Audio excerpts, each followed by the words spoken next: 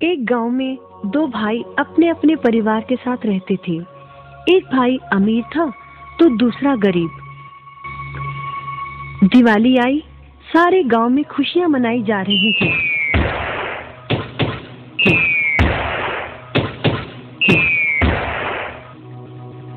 परंतु छोटे भाई के पास तो खाने लायक भी कुछ नहीं था। वह बड़े भाई के पास मदद मांगने गया।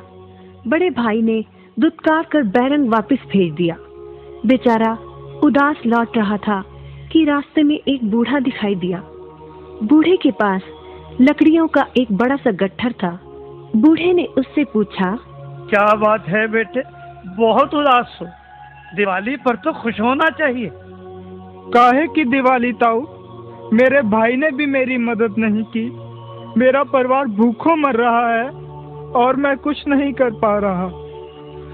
यदि तुम मेरी मदद करो, इन लकड़ियों के गट्ठर को मेरे घर पहुंचा दो, तो मैं तुम्हें जो दूंगा उससे तुम अमीर हो जाओगे। छोटा बूढ़े के पीछे चलता हुआ लकड़ियों के गट्ठर को उसके घर छोड़ आया।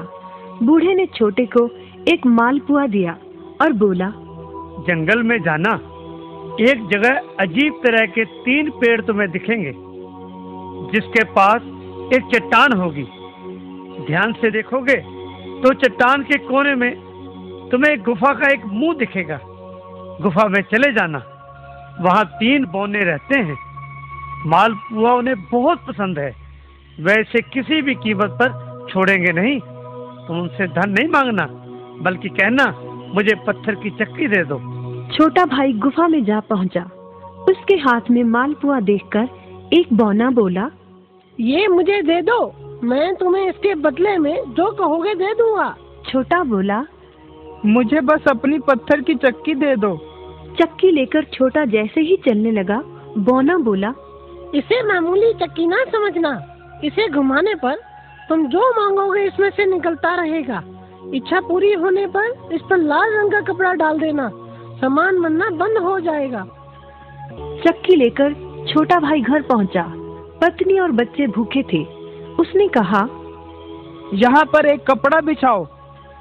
कपड़ा बिछाकर चक्की उसके ऊपर एक किनारे रखकर छोटे ने चक्की चलाई और बोला, चक्की चक्की चावल निकाल।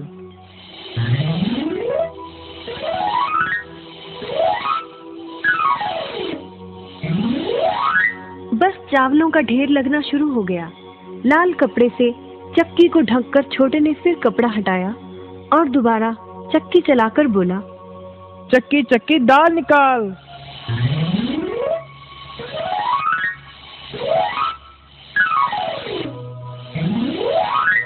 ढेरों दाल निकलती रही। थोड़ी देर बाद छोटे ने चक्की को ढक दिया। दाल चावल बनाकर सबने अपना पेट भरा। रात सबने चैन की नींद ली। बचे हुए ढेरों चावल और दाल को लादकर छोटा अगले दिन बाजार में बेच आया। वापस आकर उसने फिर वही क्रम अपनाया और इस बार ढेरों गेहूं, चावल, भिन्न भिन्न दालें चक्की की मदद से निकाली और बेचकर ढेरों पैसे कमा आया। दिनों में ही वह अपने भाई से भी ज्यादा अमीर हो गया। चक्की की मदद से कभी घी, कभी तेल, कभी नमक, कभी मसाले, कभी बादाम, कपास, जो चाहे उसे प्राप्त होता रहता था। बड़ा भाई उसकी खुशहाली से जलने लगा। उसने सोचा, चंद दिनों पहले तो ये भूखों मर रहा था, अब इसके हाथ क्या लगा जो ये मुझसे भी ज्यादा धनी हो गया है। एक रात चुपचाप वो छोटे के घर में छुप गया।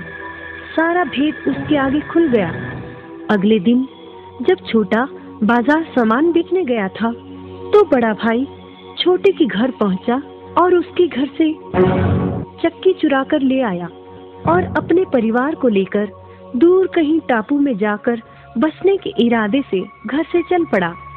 समुद्र किनारे पहुंचकर उसने एक नाव खरीदी। सभी उसमें बैठ गए और नाव में बैठकर टापू की ओर चल दिए।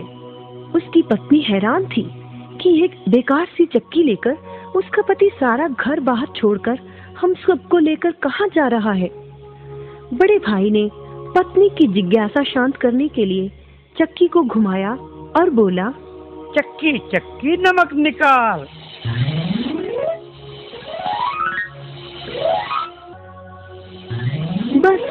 गया था। नमक का ढेर नाव में लगना शुरू हो गया और नाव डूबने लगी।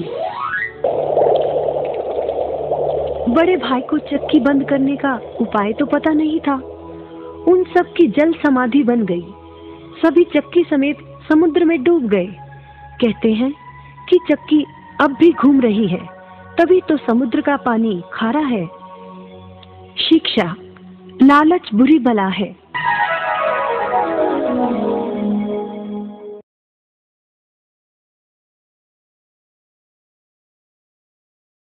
Friends, good morning.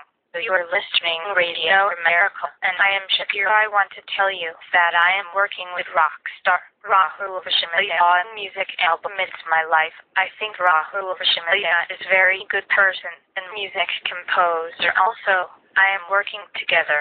I am happy with Rahul Vishamaya. I hope we will be successful. Rahul is my best friend. He is an Indian rock star. I like him. Thanks to all. Bye. Take care.